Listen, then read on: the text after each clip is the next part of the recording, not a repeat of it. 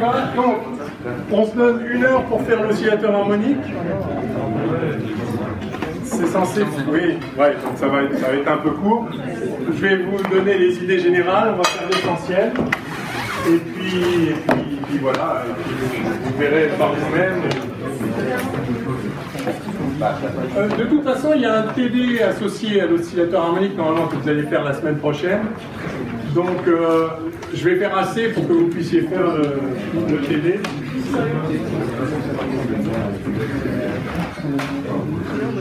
Et éventuellement, si je corrige le TD en vidéo, peut-être j'en profiterai pour bien approfondir les points qu'on n'aura pas pu voir entièrement. Bien, alors, allons-y. Donc, c'est un nouveau... Non, c'est pas un nouveau chapitre, mais c'est un nouveau... On va l'appeler grand 4, je crois, c'est ça.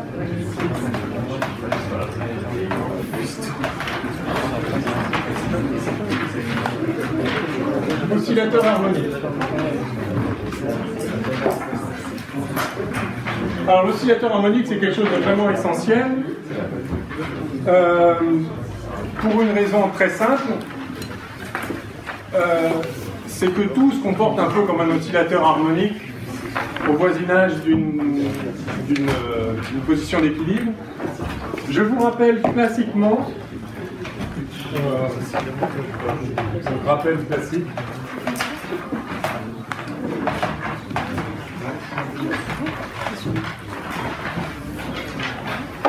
Qu'est-ce qu'on entend par oscillateur harmonique?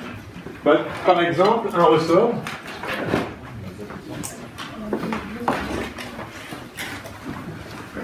Masse M,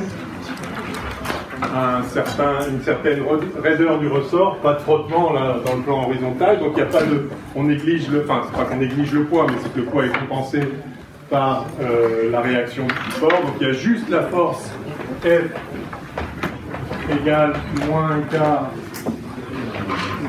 x, du x moins x0, ici prendre le x0, enfin la longueur à vide en x égale 0, 8, et donc MA égale force, ça vous donne mx de point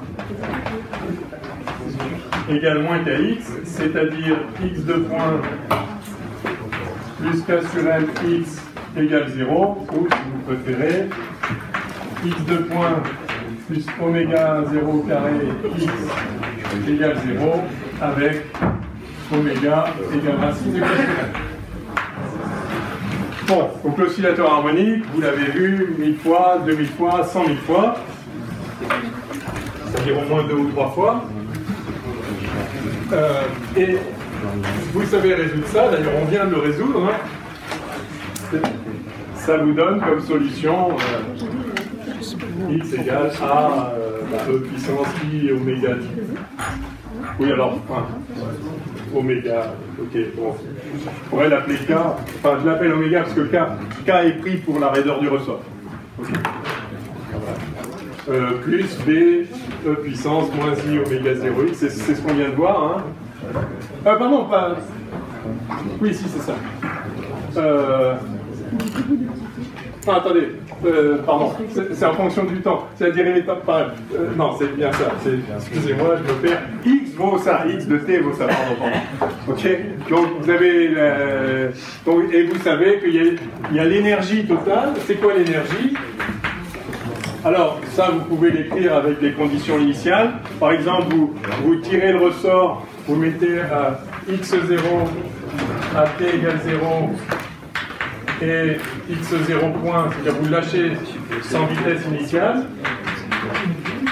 Et la solution de ça, en fait, donc ça, vous pouvez aussi l'écrire comme une somme de cosinus et de sinus. Et donc la solution, ça va être x de t égale x0 cos oméga t.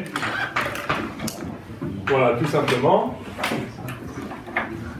Et vous avez du coup x point de t qui vaut moins oméga, enfin je vais appeler oméga 0, x sinus oméga 0 t.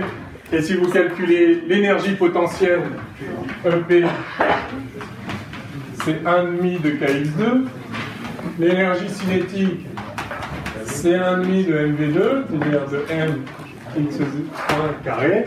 Et vous savez bien sûr que dans un système comme ça, il n'y a pas de terme en X point ici, donc il n'y a pas de dissipation. L'énergie se conserve. Vous avez EC de T plus EP de T qui est égal à une constante. Quelle constante? Eh bien l'énergie qu'il y avait au début, c'est-à-dire 1,5 de kx0 carré.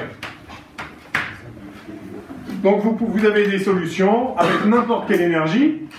Prenez une énergie, à chaque énergie correspond une valeur de l'étirement du ressort au début, à chaque valeur d'étirement du ressort au début correspond une énergie, tout est possible. Vous excitez le ressort avec une énergie E, et ça vous donne une oscillation, où, comme vous le savez, au cours de l'oscillation, l'énergie potentielle devient de l'énergie cinétique, qui redevient de l'énergie potentielle, enfin bref, ça oscille, et tout ça se conserve. Donc voilà la résolution de l'oscillateur harmonique, classique, standard, aucun problème. Il y a une remarque importante à faire au niveau physique, à mon avis, c'est que quand vous écrivez ça, en général, vous avez appris ça tellement tôt à l'école, que vous l'avez appris à un moment où peut-être vous n'aviez pas l'habitude de vous poser trop de questions. On vous a dit, un ressort, ça fait une force en moins kx. Ok, ça fait une force en moins kx. Mais pourquoi? La vraie force qui s'exerce dans le ressort, c'est pas un truc fondamental. En fait, vous avez plein de molécules dans le ressort. Chacune attire, enfin chacune agit sur les milliards d'autres qui sont à côté et globalement ça se comporte. En plus chacune bouge, il y a de l'agitation thermique. Enfin, c'est un truc super compliqué. Si vous voulez vraiment calculer la force qui s'exerce au bout du ressort en prenant en compte toutes les forces interatomiques, etc. Enfin, c'est juste l'enfer. C'est quand même un peu bizarre que ça donne pile moins K fois l'allongement. Ça vous a jamais frappé ça? Pourquoi ça donne ça en fait? Alors en fait c'est complètement évident. C'est simplement, l'idée c'est que, c'est le principe de l'élastique, c'est que si vous le déformez, il veut revenir là où il était. Et donc, c'est-à-dire qu'il y a une position d'équilibre. Si vous l'écartez, ça veut revenir, si vous l'étirez, ça veut revenir, si vous le comprimez, ça veut revenir. Donc si vous représentez en fonction de x le potentiel associé à toutes les forces qu'il y a dedans, la résultante du potentiel, ben, je ne sais pas comment c'est ce potentiel, c'est un certain truc. Alors en fait, localement, ça va être un truc comme ça, parce qu'il y a une position d'équilibre stable. D'accord? Il y a la position, la position d'équilibre normale du truc. D'accord? Donc, le potentiel, il fait forcément un truc comme ça. Vous savez qu'une position d'équilibre stable, c'est forcément... équilibre, ça veut dire que la force égale 0, donc le gradient vaut 0, donc ça veut dire que c'est horizontal. Ça, c'est une position d'équilibre instable, comme vous savez, puis ça, c'est stable. Simplement parce que si vous allez vers les x croissants, ici, le potentiel augmente, donc la force, qui est moins le gradient de potentiel, ramène par là, et puis là, V décroît, donc la force est moins le gradient. Voilà. Donc, une position d'équilibre, c'est toujours comme ça. Quel que soit le système, une position d'équilibre, c'est toujours un potentiel comme ça, au voisinage de la position d'équilibre. Maintenant, si vous prenez des tout petits déplacements ici, bah, n'importe quel truc qui fait comme ça, bah, ça s'écrit comme une parabole. Hein. Au premier ordre, si vous développez ça, cette fonction v de x, elle vaut v de x0 plus v' de x facteur de x moins x0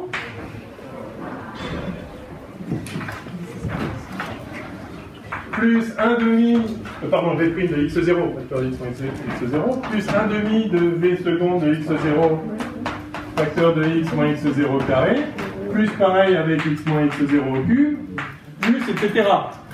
Comme vous êtes à une position d'équilibre, v' vaut 0 par définition, donc ça c'est pas là, et du coup, le premier ordre qui n'est pas nul, c'est lui. Bien sûr, il y a des termes en x3, bien sûr, il y a des termes en x4, en x5, mais tant que vous êtes dans x moins x0 petit, bah, le potentiel, c'est donc v, ça vous l'appelez v0, c'est v0 plus 1,5 de k x2, enfin delta x carré. Et donc, la constante du ressort, ce n'est rien d'autre que la dérivée seconde du potentiel. Donc, n'importe quoi, quel que soit le système, autour d'une position d'équilibre, c'est un potentiel harmonique. Toujours. Enfin, ça s'appelle harmonique, ça. Parce que les solutions sont justement des fonctions harmoniques, des cos et des sinus. D'accord? Donc, n'importe quoi qui a une position d'équilibre, au voisinage de la position d'équilibre, pour des petits déplacements, ce sera toujours un potentiel en 1,5 kx2. Voilà pourquoi c'est si universel. N'importe quoi se comporte au voisinage d'une position d'équilibre comme un ressort.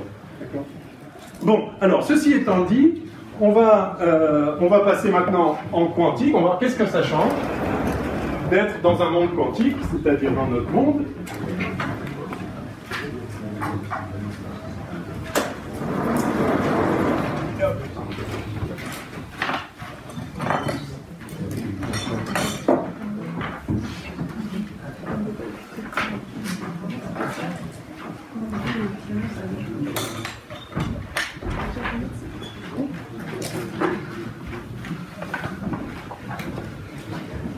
Donc je vais écrire simplement l'équation de Schrödinger.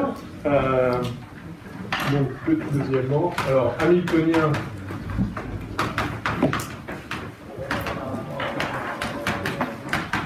et l'équation de Schrödinger associée.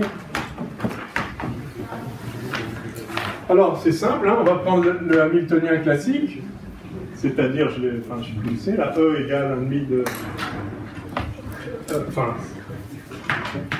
E égale 1,5 de... donc P2 sur 2M, 1,5 de MV2 plus 1,5 kx2. Et donc ça va devenir H égale P2 sur 2M, donc le même que la particule libre, plus le potentiel, donc c'est exactement ce qu'on a vu avant, sauf que le potentiel, il a une forme spécifique qui est 1,5 kx2.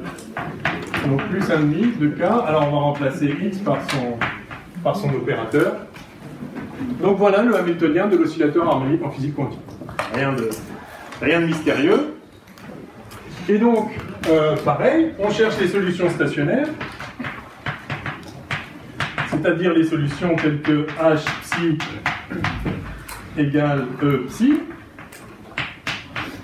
pour une certaine énergie E. Et donc ça fait, alors en représentation R, en représentation X, je suis à une dimension, vous avez remarqué, hein, j'ai mis un X ici par un R. Donc, X, H psi égale E, X psi, c'est-à-dire psi de X. Et ça, donc, ça va me faire I H bar D sur dt de psi de X qui vaut E. Alors, psi de X et de T, pardon, évidemment. Psi de X et de T qui vaut E psi de X et de T, c'est-à-dire psi de X et de T qui vaut phi de X puissance moins IET sur H bar, comme d'habitude. La partie temporelle est triviale parce qu'on a une fonction propre. Et donc maintenant, la question c'est quelle est l'équation sur phi. Et donc on a sur phi, donc P2, donc P2 sur 2M appliqué à phi en représentation X plus 1,5 de K donc X2 appliqué à phi qui doit être égal à E x phi. Donc j'écris, là pour la partie temporelle j'écris H comme IH bar D sur dt, et pour la partie spatiale j'écris H comme ça qui s'applique donc la partie temporelle se factorise partout, donc il me reste le phi ici, et donc ça me donne, alors ça vous vous rappelez, ça fait donc H bar carré sur 2M avec un signe moins phi seconde de X plus 1,5, donc X appliqué à X ici ça fait X carré phi de X égale E phi de X. Voilà. Et donc, alors, où est-ce que je suis? Bon, bah voilà, oui, bon, c'est tout. Alors, on va introduire le même oméga que la pulsation, la même que dans le cas classique. Alors, donc ça me fait... pardon, il manque un K ici. K. Donc j'écris K... J'écris oméga égale racine de K sur M, c'est-à-dire K égale M oméga 2. Et ça me permet de réécrire ça comme, alors, phi seconde de X, enfin je vais l'écrire, moins M bar carré sur 2M phi seconde, plus 1,5 de M oméga 2 X2 de X égale E. Bon ben voilà, donc exactement comme tout à l'heure, avec un potentiel constant, on a une équation sur phi, on la résout et c'est réglé. Alors le seul truc, c'est que résoudre cette équation, c'est un peu moins trivial que quand ici il y a... quand ici il y a V0 au lieu de x carré, parce que du coup c'est plus une équation du second ordre, mais c'est plus un coefficient constant. Donc la résolution elle n'est pas... D'accord, c'est pas snap. Donc, et donc résoudre ça, alors les mathématiciens l'ont fait, moi je pourrais vous écrire les solutions, d'accord ? Mais on va faire un peu autrement, parce qu'on peut trouver les solutions d'une façon qui a un sens physique intéressant. Et donc c'est ce qu'on va faire. Mais on est d'accord qu'il suffit de résoudre ça, c'est ça le programme, et donc on va le résoudre par une voie détournée, encore une fois qui a un sens physique profond, en introduisant ce qu'on appelle des opérateurs d'échelle, qui non seulement a un sens physique intéressant, mais en plus qui permet une généralisation quand on passe à la théorie quantique des champs.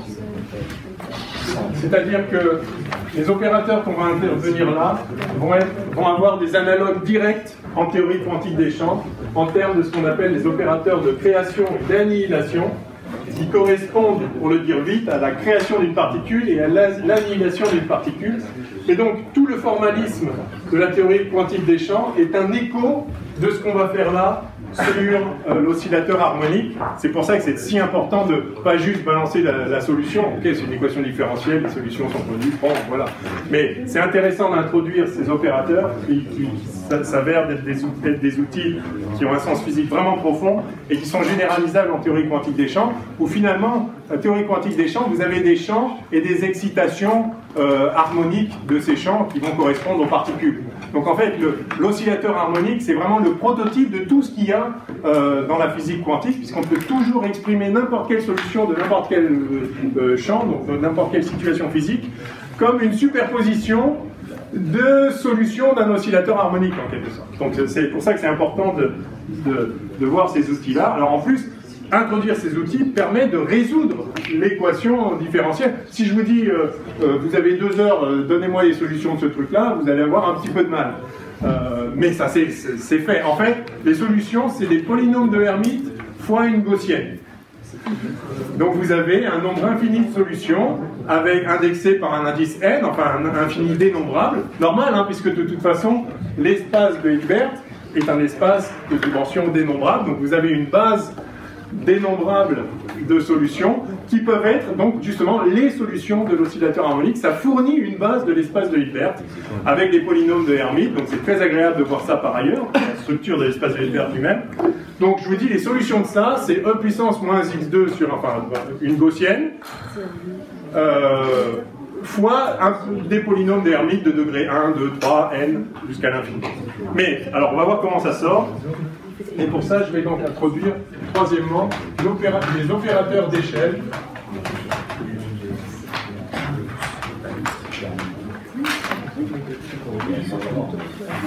Alors, échelle au sens où on peut monter ou descendre. Donc, il y a un opérateur qui va faire monter d'un cran, qui va rajouter un quantum, et puis il y a l'opérateur qui va faire baisser d'un cran, qui va retirer un quantum. Et c'est ça qui va ensuite donner en théorie quantique des champs l'opérateur création d'un quantum et l'opérateur annihilation d'un quantum. Donc on monte d'un cran ou on descend d'un cran. Et si on applique 2 fois le truc qui fait monter d'un cran, ben on monte de 2 crans. Alors c'est ça l'idée sous-jacente.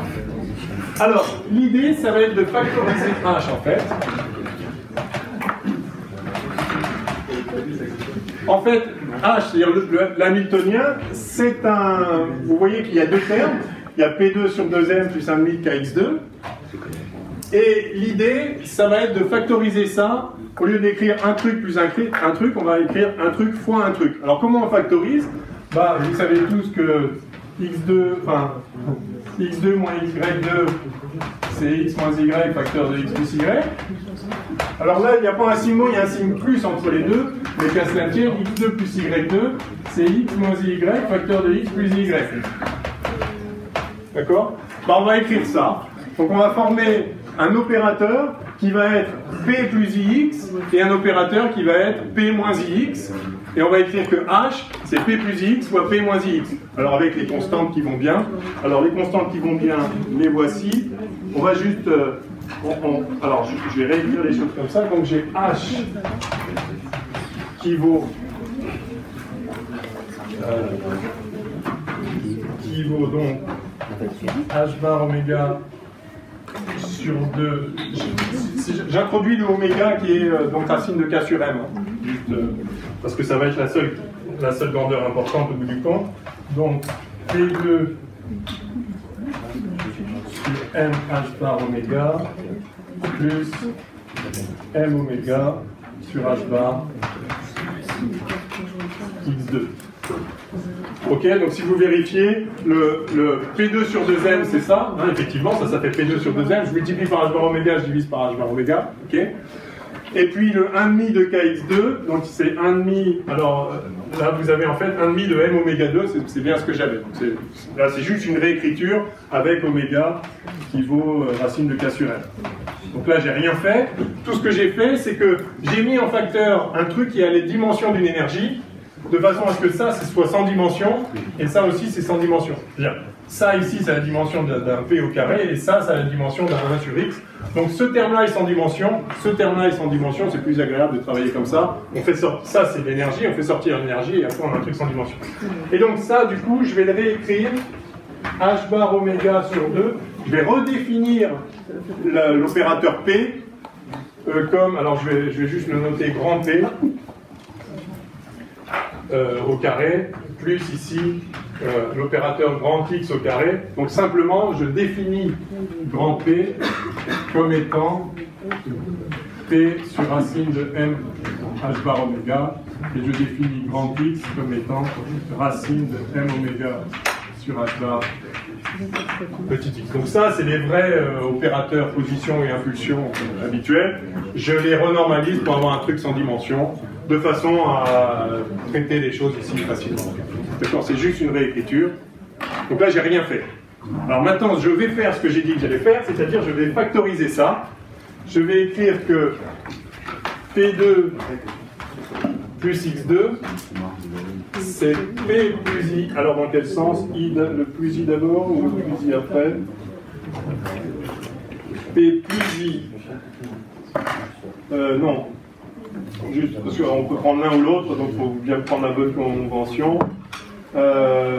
Donc c'est moins d'abord, donc P moins IX. Non.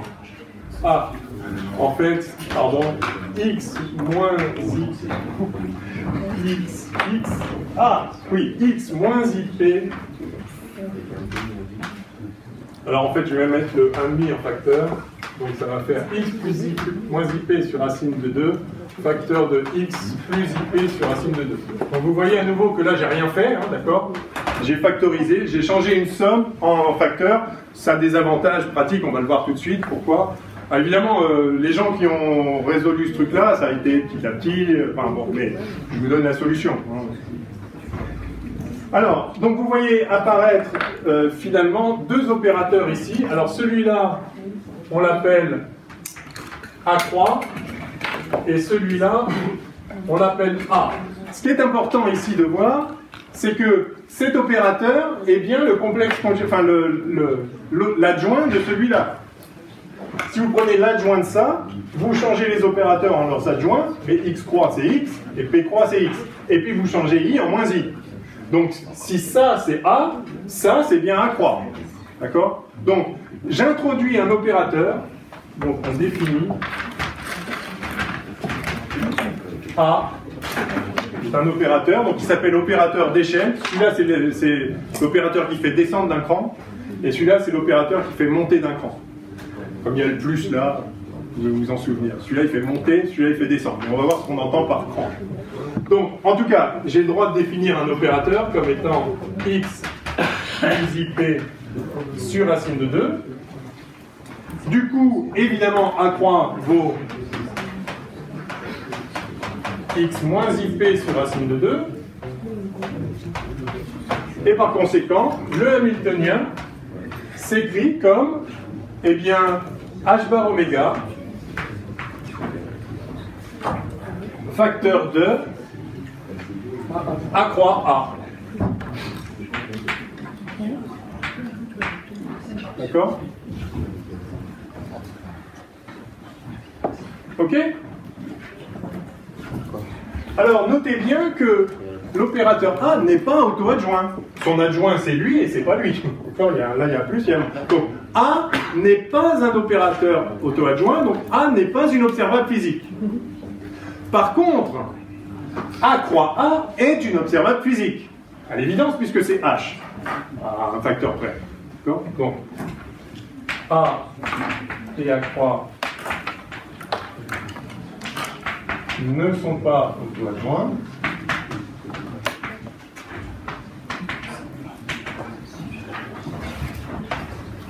Mais A croix A, si. Si vous prenez le croix de A croix A, enfin, en fait, n'importe quel opérateur, si vous prenez son adjoint fois lui, si vous prenez l'adjoint de A croix A, ça fait évidemment A croix fois A croix, c'est-à-dire A croix A. Donc, c'est vrai pour A, enfin, n'importe quel opérateur, si vous prenez son adjoint fois lui, c'est un opérateur auto-adjoint. Bref. Alors, cet opérateur A croix A, en fait, on le note. Donc, on note A croix A, N. On le note N, et ça, on l'appelle opérateur nombre de quanta. En quelque sorte, alors je vais... Donc,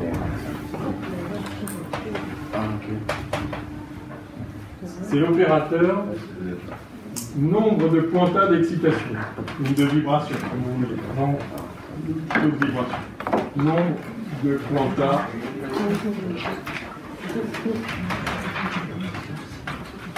de vibration de l'oscillateur harmonique.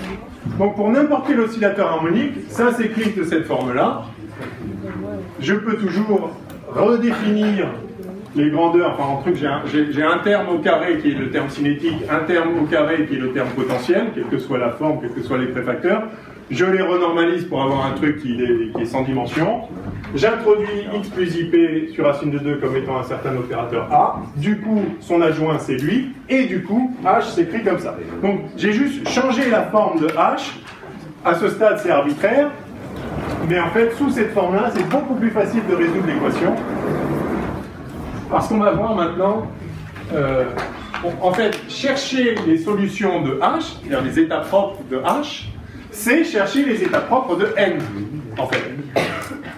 Et les états propres de N, on va voir qu'ils ont des propriétés très intéressantes qui nous permettent de résoudre le système facilement. Alors.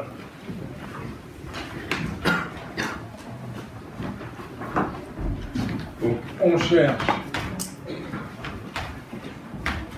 les vecteurs propres de H.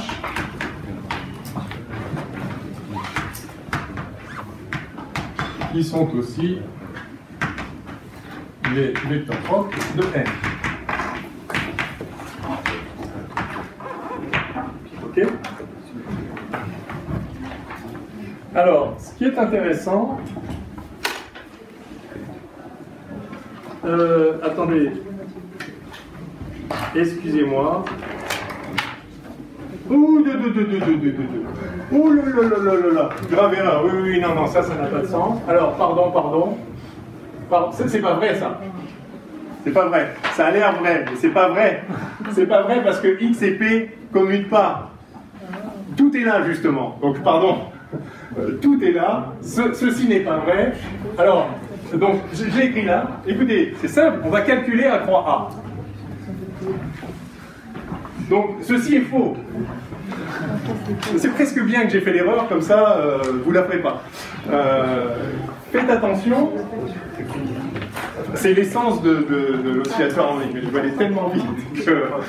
Donc, calculons A3A. Monsieur, Oui. si A3A ne trouve pas, en fait, vous allez écrire en boucle A3A fois A est égal à A3A fois A3A, c'est la même chose. Ah si, ça c'est vrai. Mais si la commune pas, pourquoi? Si.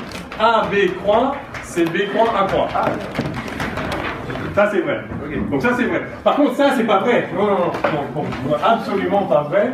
Enfin il y a juste ça qui est pas vrai en fait. Je suis allé trop vite. Donc calculons A croix A. Alors A croix A, ça fait donc X moins IP sur racine de 2. Alors je vais mettre un i devant. Donc ça fait X moins IP, facteur de X plus IP. N'est-ce pas?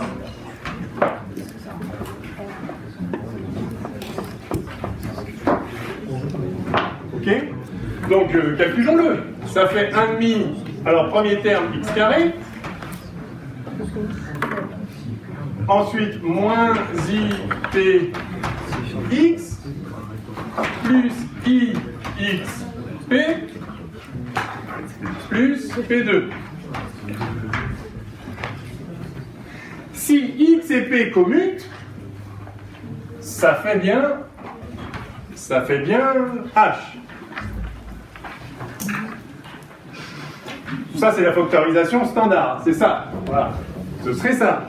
Mais justement, il ne commute pas x et p. Donc ça, en fait, ça fait 1,5 de x2 plus p2. Mais, alors, plus i sur 2, facteur du commutateur de x et de p.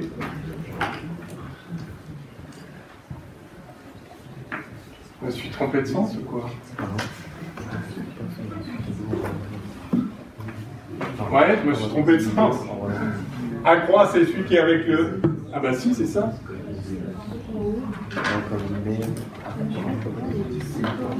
Parce que le commutateur de x et de p, c'est quoi? C'est IH bar. Ah bah si, ça va. Du coup, je prends peur. Donc ça, c'est IH bar. Donc tout ceci... Moins h bar sur 2. Donc ça fait moins h bar sur 2. J'ai un problème de oméga quelque part ou pas? Non, ok. Ah non, c'est grand X et grand P. C'est pas petit X et petit P. Ah voilà, c'est là. C'est grand X et grand P, merci. Donc c'est petit X et petit P qui font H bar quand ça commute. Ah. Quand ils font IH bar, enfin ça ne commute pas. Et donc, grand X, grand P, en fait, grand X, grand P, ça fait IH bar fois... Alors, bah, P c'est... Enfin, fois ça, d'accord? Et ça fois ça, il y a un 1 sur H bar, et il y a racine de M oméga sur racine de M oméga. Donc, ça fait ça sur H bar, c'est-à-dire I. Ok? Voilà, donc on y est. On a finalement A croix A qui est égal à 1,5 de x2 plus p2 moins 1,5. Et ça, c'est h. Ça, c'est h sur h bar oméga. Alors, si vous voulez, je vais l'écrire comme ça. Par conséquent, h égale h bar oméga A croix A plus 1,5. Ok? Donc, pardon. C'est ça la vraie l'expression qu'il a dit. Ok? Donc, je reprends le fil. H s'écrit finalement, ou je peux encore l'écrire comme ça. Donc, H, c'est H bar oméga, facteur de N plus 1,5. Alors, quand on dit plus 1,5, c'est plus 1,5 fois l'identité, hein? On est d'accord? Souvent, on l'omet parce que ça tombe sous le sens. Mais On va l'écrire. Ok? Donc H, c'est H bar oméga fois n plus 1,5. Par conséquent, les états propres de H sont états propres de n. Et les états propres de n sont états propres de H. Puisque tout est vecteur propre de l'identité. Si vous avez un vecteur propre de n, vous avez un vecteur propre de H. Donc, soit un vecteur propre de n pour la valeur propre nu. Je l'appelle nu, cette valeur propre. Nu comme n. Why not? Donc, à ce moment-là, alors, et je vais le noter, sans surprise, je vais le noter nu comme ça. Ça, c'est le vecteur propre de n qui a pour valeur propre nu. Bien évidemment, ce nu est aussi le vecteur propre de h, puisqu'on a h nu qui vaut h bar oméga facteur de nu plus 1 nu. Fois nu. Fois nu lui-même. Donc un état propre de cet opérateur n est vecteur propre de h, correspondant donc à une valeur bien définie de l'énergie, laquelle h bar oméga facteur de nu plus 1 demi. Ok. Donc la question maintenant, c'est quels sont les vecteurs propres de nu, de n. Et ça se résume. Je vais changer de tableau.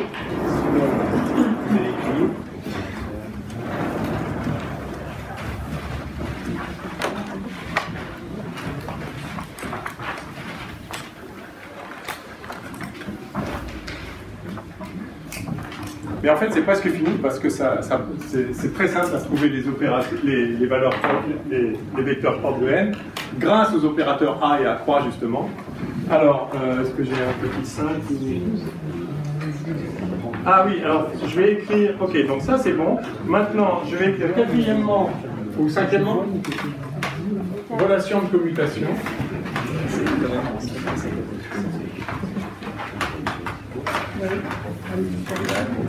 Alors, donc on a vu. Alors d'abord, je vais écrire que la relation de commutation entre A et A3.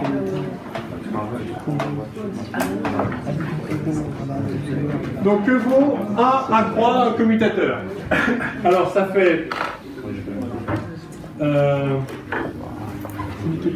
On l'a déjà ou pas? Oui, on l'a. Non? Ça fait 1.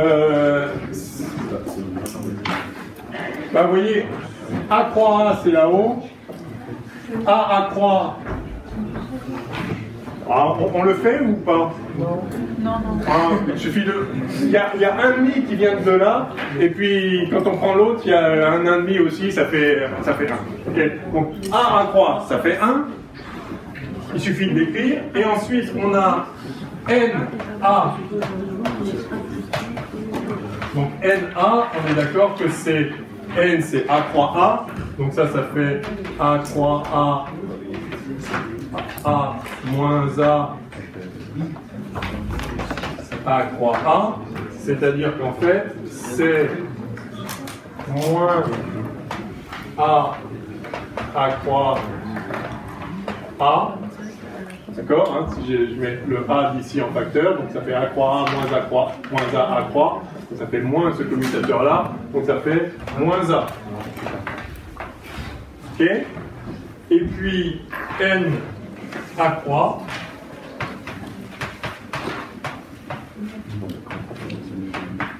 Et donc ça, à nouveau, ça fait alors A croix moins A croix A.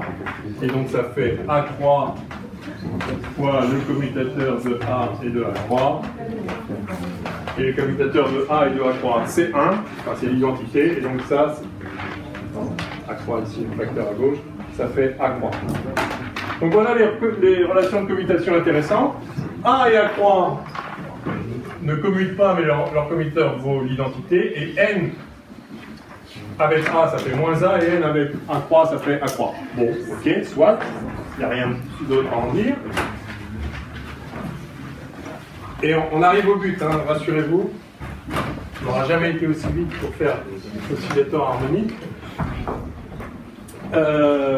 Voilà. Et donc maintenant, on va voir action des opérateurs d'échelle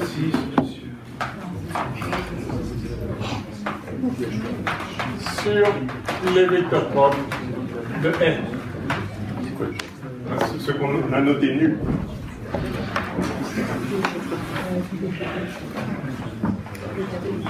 Et donc soit nu tel que n nu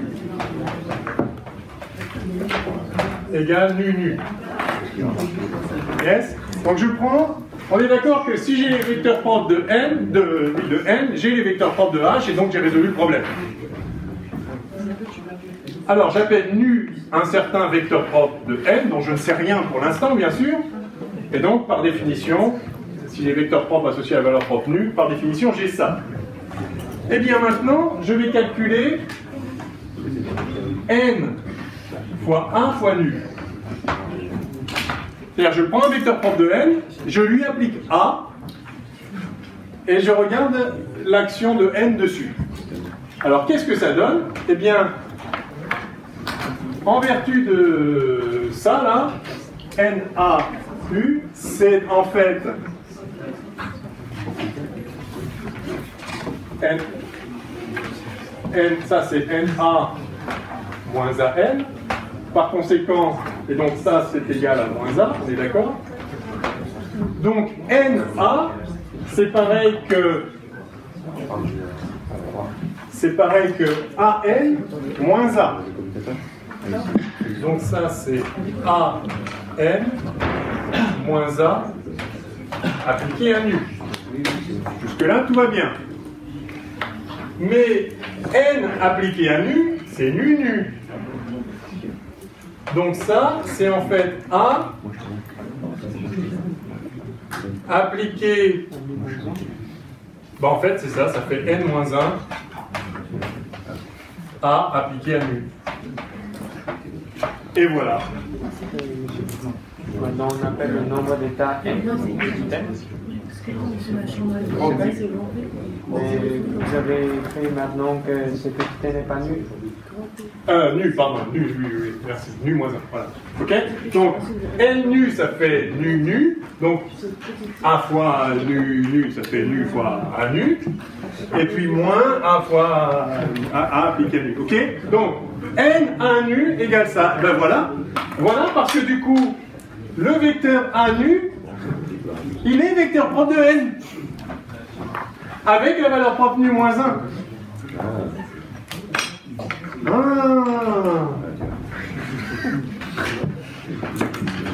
Donc si nu est vecteur propre de n avec la valeur propre nu, A nu est vecteur propre de n avec la valeur propre nu moins 1. Ça fait descendre d'un cran. Et maintenant, calculons n appliqué à A croix nu. De la même façon, ici on a n A croix moins A croix n, et tout ça c'est égal à A croix. Par conséquent, n A croix, c'est A croix n plus A croix.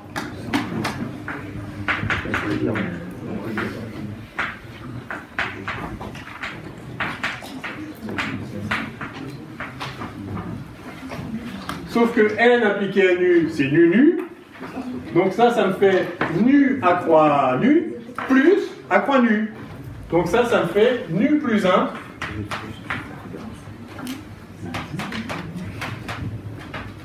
A croix nu. Wow. Autrement dit, A croix nu est vecteur propre de n avec la valeur propre nu plus 1. Donc si nu est vecteur propre de n avec la valeur propre nu, alors A nu est vecteur propre de n avec la valeur propre nu moins 1, et A croix nu est vecteur propre de n avec la valeur propre nu plus 1.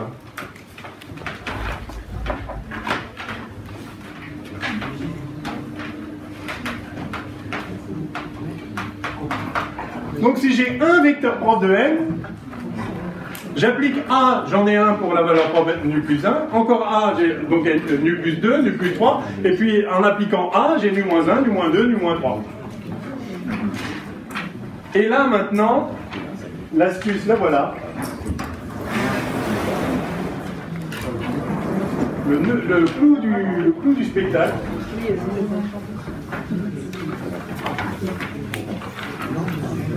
Le clou du spectacle, c'est que les valeurs propres de n, elles sont forcément positives. Oui. Du coup, en fait, on utilise les vecteurs propres pour trouver des valeurs propres. On les connaît pas a priori. Non, pour l'instant on ne connaît rien, mais je cherche les vecteurs propres de n et les valeurs propres associées. Donc j'en prends un, je ne sais pas ce que vaut nu, je ne sais pas ce que vaut, nu, mais ce que je viens de voir là, juste en écrivant trivialement la relation de commutation, c'est que si j'ai un vecteur propre de nu pour une certaine valeur propre, alors il en existe pour la valeur propre nu moins 1, pour nu plus 1, nu moins 2, nu plus 2, voilà. Après, si vous prenez un nu prime, il y aura aussi nu prime moins 1, nu prime moins 2, nu prime plus 1, nu prime plus n. Donc dès que vous en avez une, vous avez tous ceux qui descendent et tous ceux qui montent en ajoutant 1 ou en retirant 1 à l'infini. Sauf que,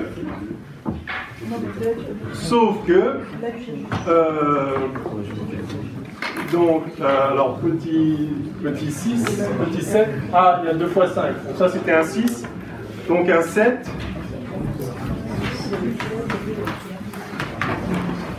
valeur propre de n. Le point clé est ce que j'ai dit là à l'instant, les valeurs propres de nu de n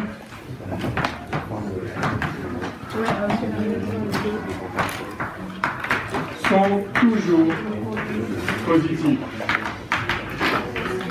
ou nulles. Comment montrer ça? Bah, il se trouve que c'est complètement évident.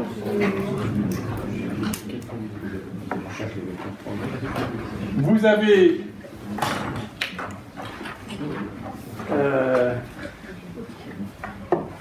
oui, donc voilà, on va calculer nu A croix A nu. Ok? Qu'est-ce que c'est que ce truc-là? En fait, ça, c'est le produit scalaire de A nu par A nu. Ça, c'est la norme de A nu au carré. Vous êtes d'accord? C'est pas faux. La norme de A nu, donc j'ai un certain vecteur, mais n'importe quel vecteur, A fois ce vecteur, A pour norme au carré, ça, évidemment. Sauf que A croix A, c'est 1. Enfin, c'est moins 1. On n'a pas simplement... Ah non, mais A croix A, c'est n. Oui, c'est ça. Donc ça, c'est n. Donc ça, c'est égal à nu. Bon, nu n nu. Et donc c'est égal à nu nu. C'est nu. Et donc ça fait nu norme de nu au carré. Yes? Donc ça, c'est évidemment positif, c'est une norme au carré. Ça, c'est évidemment positif, c'est une norme au carré. Et donc nu est positif. Supérieur ou égal à 0. Et donc, il n'existe pas. Pardon? Et donc, ça veut dire qu'il n'existe pas. Tout simplement. Alors pourquoi? De solution.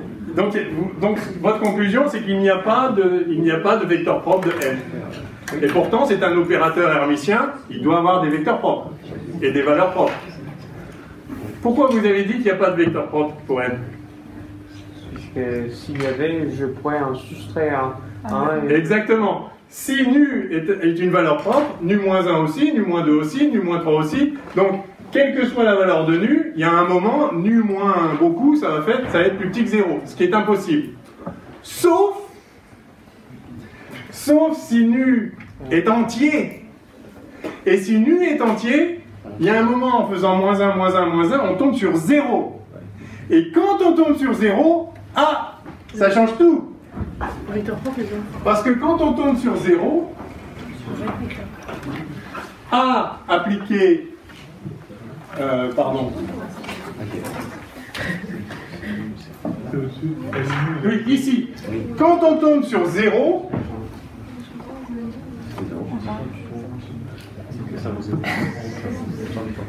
oui, quand on tombe sur 0, faut que j'écrive.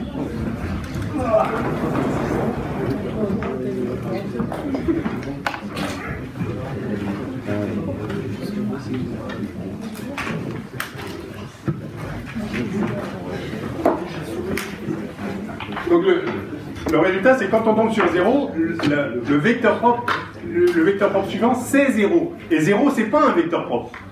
La définition d'un vecteur propre, c'est qu'il ne doit pas être nul. Parce que sinon, le vecteur propre, le vecteur 0 est toujours vecteur propre pour la valeur 0 de n'importe quel opérateur.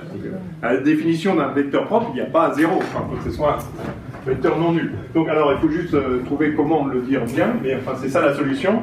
Alors, si nu n'appartient pas à n,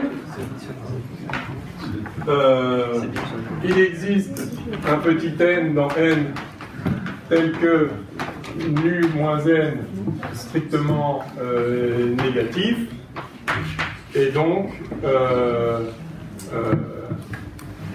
bon, impossible. Okay, on va passer du temps à l'écrire formellement, proprement, hein, puisque si nu est, il y a, voilà, donc en fait je vais l'écrire comme ça. A croix puissance n appliqué à nu, ça c'est un vecteur propre pour la valeur propre nu moins n négatif, donc c'est impossible. D'accord. Donc, c'est sûr, nu ne peut pas être autre chose qu'entier. Et pourquoi ça marche quand c'est entier? Alors, c'est ça qu'il faut écrire proprement. Si, donc, quelle heure est-il, juste pour me faire peur? Oh, on est pas mal, ouais, mais on va déborder un tout petit peu, C'est fini, vous voyez qu'on a le truc. Donc,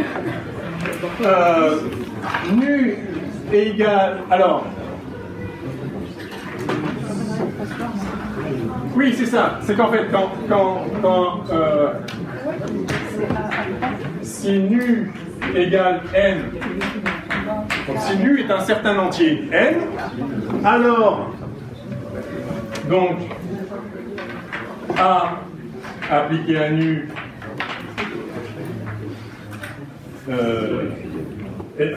ok, donc si je l'applique A, si j'applique une fois, j'ai nu moins 1, donc si je l'applique n fois, j'ai nu moins n, donc j'ai n moins n, donc 0.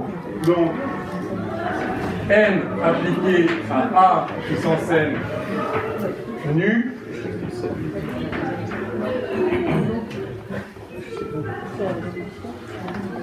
égale 0. Voilà, égale 0.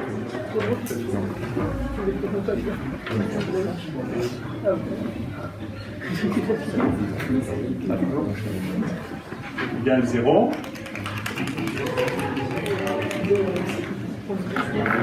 Oui, égale le vecteur nul. Voilà, c'est ça. C'est 0 fois ça fait le vecteur nul. Et donc ça, c'est pas un vecteur propre. Hein? Donc, on ne peut pas continuer. Ok? Oui? C'est la valeur propre de 0 pour le vecteur nul. Donc on peut le voir tout ça. Et nu est un vecteur propre. Oui, mais à l'état d'après, ça ne marchera plus. Oui, mais le coup d'après, ça ne marche pas. Donc lui est vecteur propre avec la valeur propre 0, aucun problème.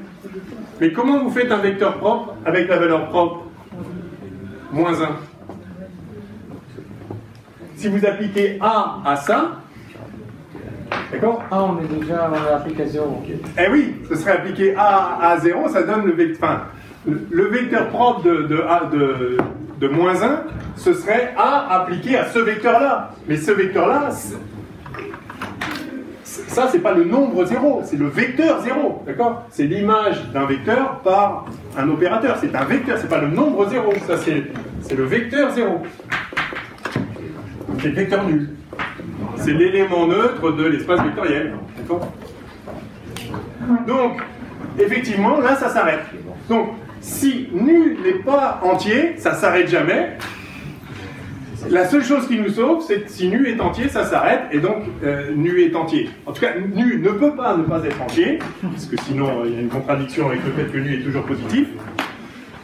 Et comme bien sûr, n, qui est un opérateur auto-adjoint, a des valeurs propres et des vecteurs propres, donc ces valeurs propres sont nécessairement des entiers.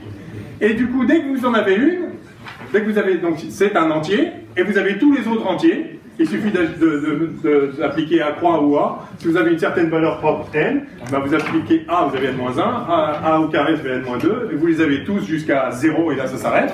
Et puis vous avez tout jusqu'à l'infini en appliquant A croix, A croix, A croix, A croix, A croix. Ok? Donc voilà, on vient de trouver le spectre de l'opérateur n. Donc finalement, conclusion, toutes les valeurs propres, enfin, les valeurs propres de n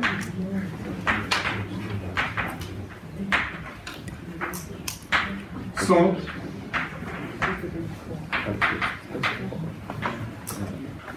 tous les entiers.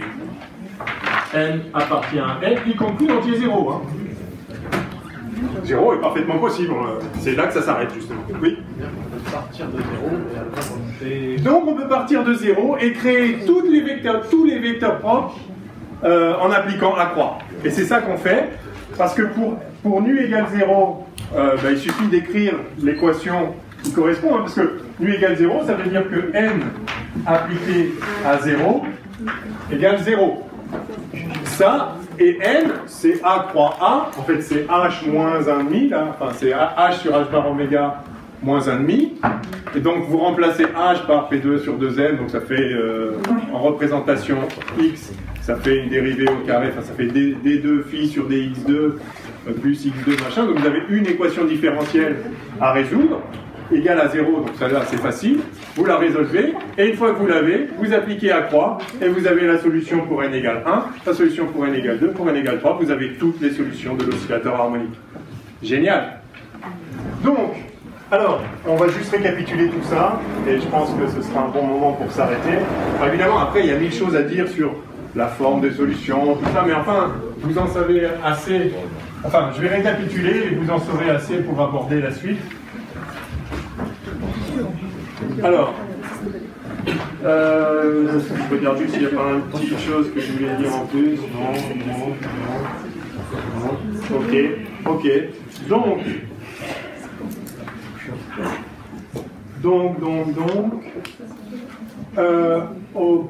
Alors, les valeurs propres de n sont tous les entiers n dans n. Et par conséquent, les valeurs propres de H sont les En égale H bar oméga facteur de n plus 1,5 pour n dans n.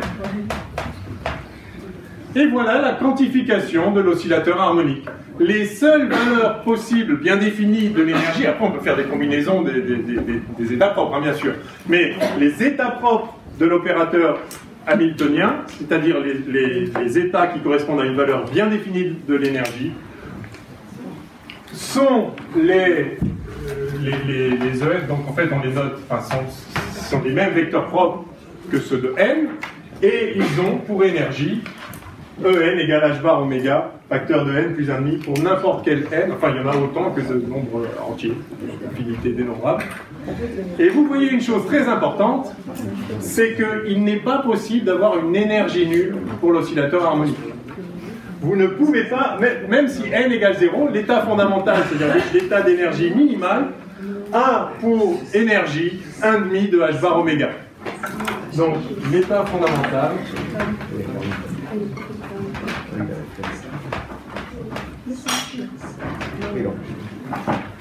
a pour énergie E0 égale 1,5 de h bar oméga, dès lors que vous avez un oscillateur harmonique, il y a forcément de l'énergie dedans. Il n'est pas possible d'avoir un ressort au repos. Pourquoi? Parce que classiquement, j'arrive tout de suite, un ressort au repos, c'est un ressort qui est en x égale 0 et qui a une vitesse nulle. Mais quantiquement, vous ne pouvez pas avoir une position bien définie et une vitesse bien définie. Si vous avez une position bien définie, vous avez forcément une incertitude, en fait même infinie sur la vitesse et réciproquement. Donc, un oscillateur harmonique ne peut pas être au repos, ne peut pas avoir une énergie nulle, c'est-à-dire ni d'énergie potentielle, ni d'énergie cinétique. Et en fait,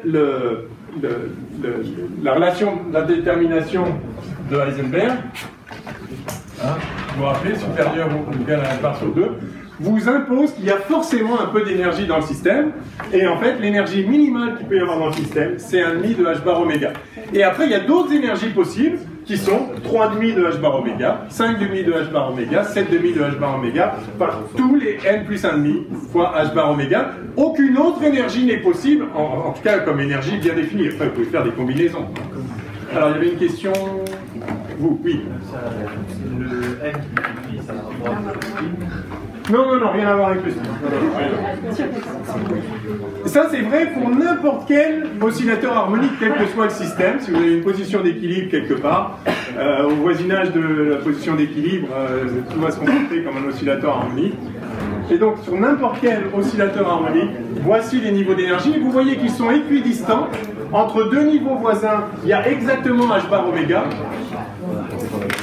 Et donc, quand vous passez d'un niveau à l'autre, eh bien, pour passer d'un niveau d'en dessous au niveau du dessus, il faut absorber une énergie h bar oméga, un quantum, c'est pour ça qu'on parle de quantum d'énergie. Et si vous passez du niveau du dessus au niveau d'en dessous, vous devez libérer un quantum d'énergie toujours exactement à h bar oméga. D'accord? Donc, pour un oscillateur harmonique, les niveaux d'énergie sont discrets.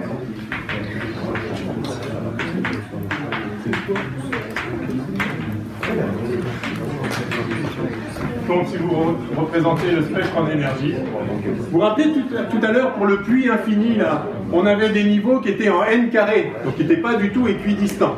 Là, dans ce cas particulier, évidemment, c'est pas un puits avec un potentiel constant, c'est un puits avec un potentiel en parabolique. Eh bien, ça vous donne, il suffit de résoudre le problème, vous voyez qu'on a résolu le problème. Ça nous donne des niveaux équidistants. Alors, il y a un niveau fondamental qui vaut 1,5 de h bar oméga. Et après, il y a des niveaux équidistants avec h bar oméga entre les deux. Et donc, on a les valeurs propres. Si on veut les vecteurs propres, comme je le disais, je vous promets que ça prend 2 lignes. Il suffit d'écrire donc 7, 8 vecteurs propres. Il suffit d'écrire, on va chercher le vecteur propre 0, et une fois qu'on l'aura, il suffit d'appliquer les A3 par-dessus. Et donc, comment trouver lui? Ben, la définition de lui, c'est que A appliqué à 0, c'est 0. Hein, si on... D'accord? Et donc, A c'est quoi? A c'était x plus I P sur racine de 2. Et donc en représentation x, ça fait x. Alors P c'est le racine de 2, on s'en fout, hein, on multiplie. Oui. C'est pas n appliqué à 0 qui fait 0 et ensuite on utilise les A pour pouvoir couvrir l'espace? Oui, mais A, alors, parce qu'il me manque un truc. Si vous...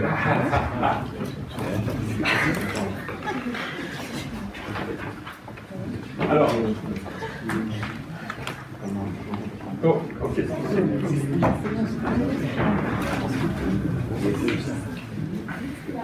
Si j'applique, donc G0, il y a un certain vecteur propre 0, que je prends normé, de norme 1, je toujours le norme. Si j'applique A3 à 0, ça va me donner un truc qui est proportionnel à 1. Mais proportionnel à 1. Je veux... donc c'est un certain lambda fois 1. Donc ce que je sais, c'est que ça, c'est un vecteur propre pour la valeur propre 1. Donc c'est un certain multiple de 1, où 1 sera un vecteur normé. qu'est-ce qu'il faut que je mette ici pour avoir un vecteur normé? Ben, je peux mettre 1 parce qu'en fait, la norme de 1, c'est donc 0 A croix 0, d'accord? C'est la norme de A croix 0.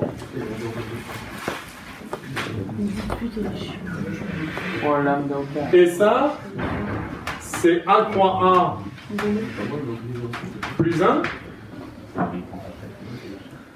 vous rappelez? Et donc ça fait en fait, donc A croix A appliqué à 0, ça fait 0. Donc ça fait 0, 0. Donc si lui est normé, lui est normé. Donc ça marche. Et maintenant, si je fais A croix appliqué à 1, la norme de ça, donc ça va me donner le vecteur 2 à un facteur près. La norme de ça, c'est quoi? C'est 1 A croix 1. Et ça me fait donc, à nouveau, ça me fait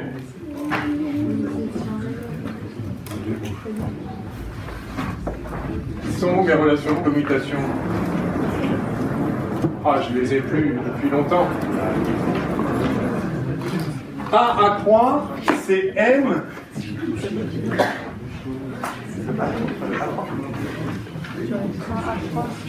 Si, c'est ça, c'est A croix A. Donc c'est 1 A croix A plus 1. C'est ça? Appliquer 1, c'est bien ça? Donc A croix A, ça c'est l'opérateur N, qui sur 1 vaut 1. Et lui, ça fait 1, c'est l'identité. Donc ça fait 2 fois 1, 1. Ok? Donc ce vecteur-là, c'est bien un vecteur propre pour la valeur propre 2, mais il a une norme trop grande, il a une norme de 2. Donc pour avoir une norme au carré qui vaut 2.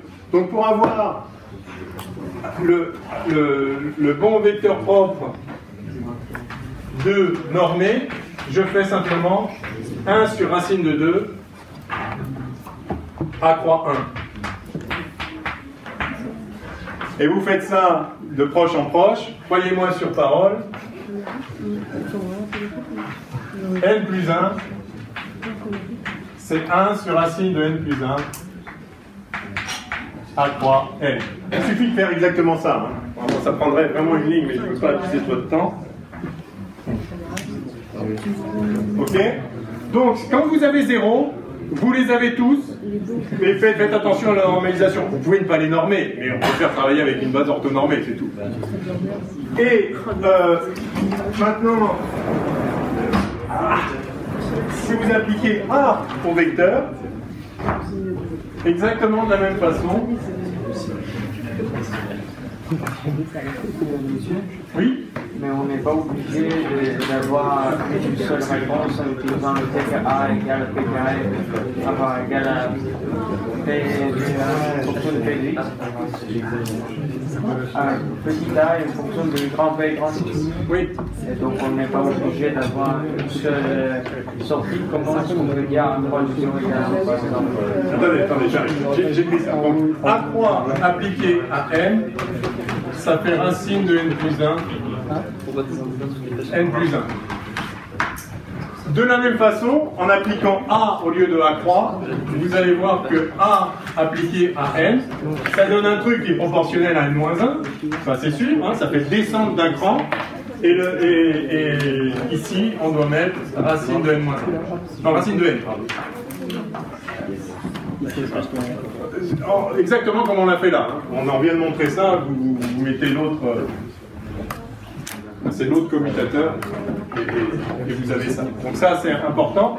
Alors pour le retenir, donc ça fait monter d'un cran, ça fait baisser d'un cran. Il y a un facteur racine ici pour un moyen mnémotechnique, parce que vous allez finir par oublier s'il faut mettre N plus 1 N-1.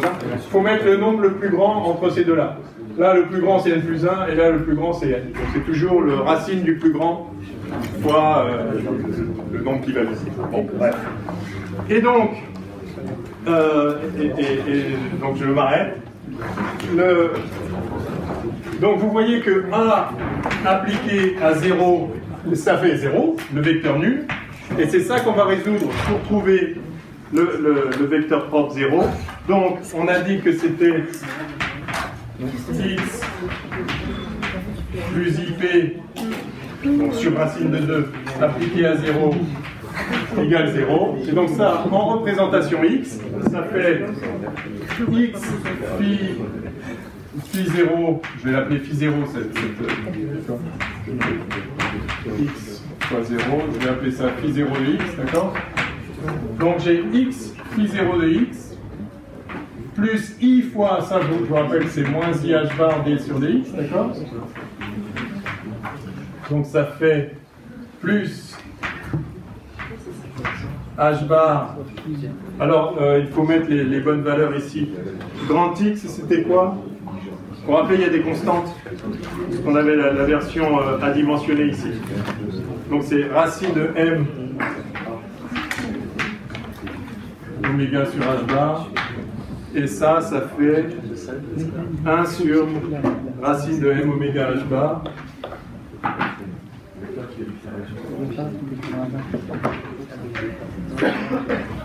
Et donc, phi prime 0 de x égale 0, d'accord? Ça donne ça. Hein, j'ai juste remis la version non dimensionnée. D'accord? Hein, j'ai écrit ça. Donc j'ai i fois moins i, ça fait plus 1. H bar, d sur dx, donc phi prime. Sauf que c'était... Enfin voilà, il y a ce facteur multiplicatif. C'est bon? Ça, c'est le vecteur, c'est le petit p qui vaut ça, donc ça fait ça. Et voilà, et c'est fini, parce que ça, on sait le résoudre. Même vous savez le résoudre. Enfin, je veux dire, même moi, je sais le résoudre, parce que c'est pareil, je ne suis pas très fort en équation différentielle, mais en l'occurrence, ça, c'est une équation du premier ordre. Alors certes, elle n'est pas à coefficient constant, mais enfin, quand même, on sait résoudre ça. Hein. Ça fait i' de x égale moins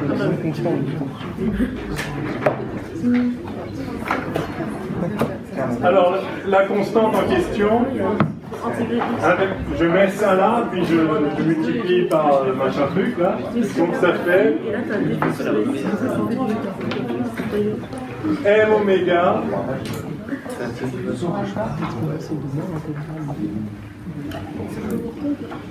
sur h bar x phi 0 de x, c'est ça? Ouais. Et la solution de ça, c'est donc phi 0 de x égale une certaine constante fois e puissance moins 1 demi de m oméga x2 sur h bar. C'est ça ou c'est pas ça? Ça a l'air d'être ça en tout cas.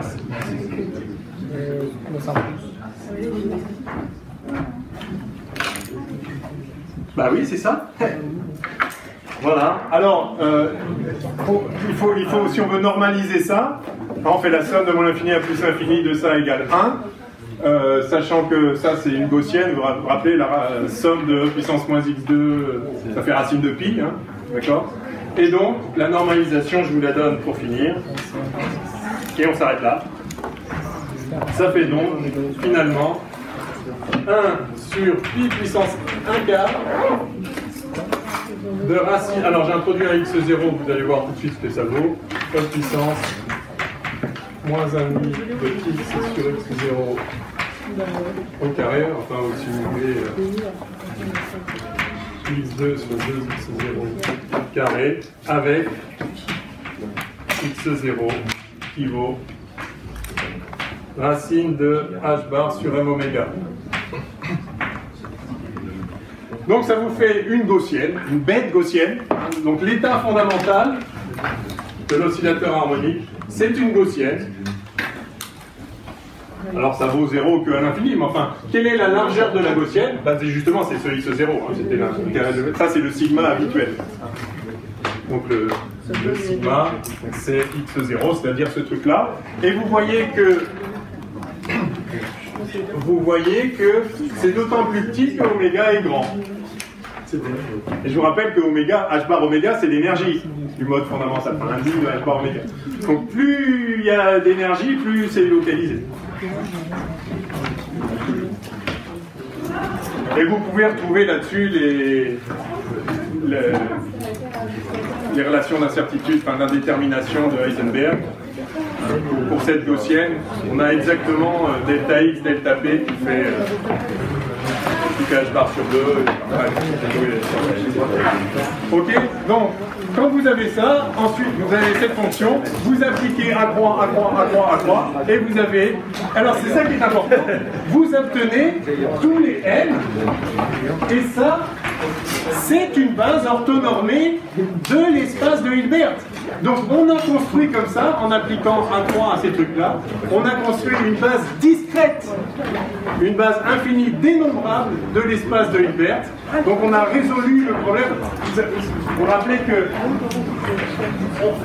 on a développé l'ensemble des vecteurs, l'ensemble des fonctions d'onde sur cette base-là, qui est une base infinie continue, faite d'objets qui sont extérieurs à la base. C'est sympathique parce que ça a un sens physique, ça a des positions bien définies.